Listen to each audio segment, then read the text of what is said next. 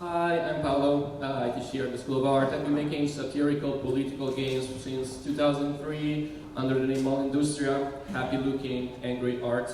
I'm going to talk about a project that just premiered at the VR Salon, A Short History of the Gays, and I pretentiously call it an experiential essay about the relationship between gays and violence. Much of VR production today takes immersion, embodiment in real time as intrinsic aspects of the form, favoring this kind of voyeuristic and visual experiences. I'm more on the Bertolt Brecht, Zigabertov side of the spectrum, and I prefer critical distance over emotional manipulation, which is somewhat at odds with the sensorial overwhelming of virtual reality. So I wanted to see if you can use immersive spaces to evoke more abstract themes, like the implication of looking at things. The gaze is so central in VR and yet rarely problematized. So this is going to be a spoilery playthrough. I'll provide some notes and context to make it more of a different experience instead of just remediating one. So that's where the game starts. And God say, let there be light, and there was light.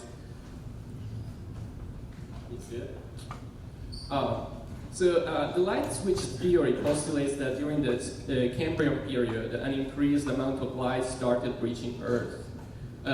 This amplified the benefits of light-sensitive organs. It's the beginning of vision. You're an ancient sea creature learning to hunt. With the evolution of vision, we start to have predators and prey, fins to move with a purpose, teeth, armor, and camouflage, and brains to process all this information. It's an arm race we call the Cambrian explosion. You emerge, but your eyes aren't used to the full light spectrum.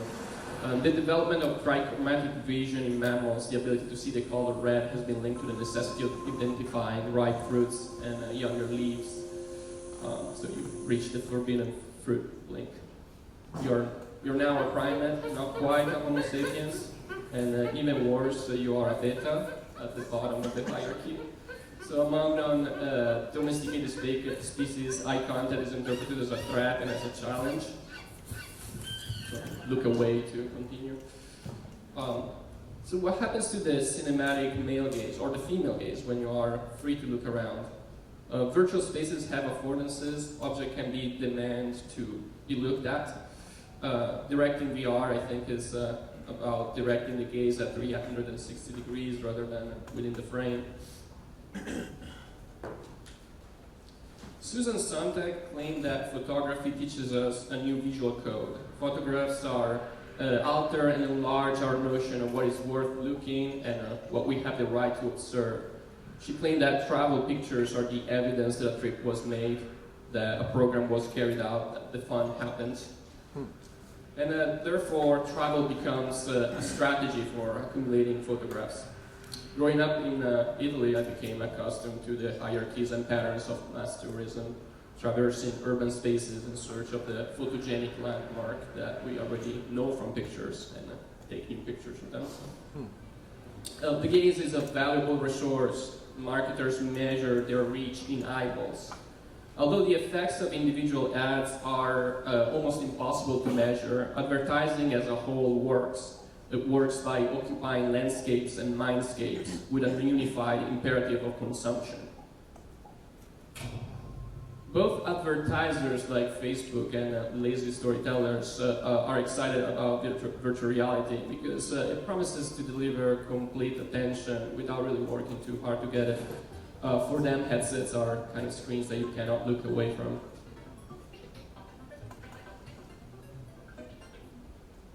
The panopticon is a type of prism designed to optimize the effectiveness of the gaze, the disciplinary gaze. A single watchman can look at many inmates, but the inmates are unable to tell whether or not they're being watched. And the concept was generalized by Michel Foucault and others to refer to all forms of surveillance in society. Panoptic structures make bars and chain necessary.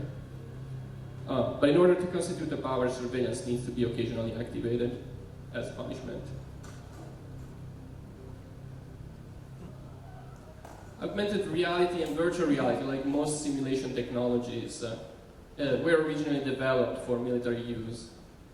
The military obsession with targeting and killing at distance is still informing video games. It's embedded in the first-person view, in the reticle, in the heads-up display. Virtual reality is likely to carry over the cybernetic bias and even intensifying it. And the reduction to target is kind of the opposite of empathy. Augmenting our vision with computational prosthetics, we might end up looking at the world in the same way we trained our computers to look at the world. Or perhaps we will just outsource the problematic aspect of looking entirely to machines so we can look away. Thank you.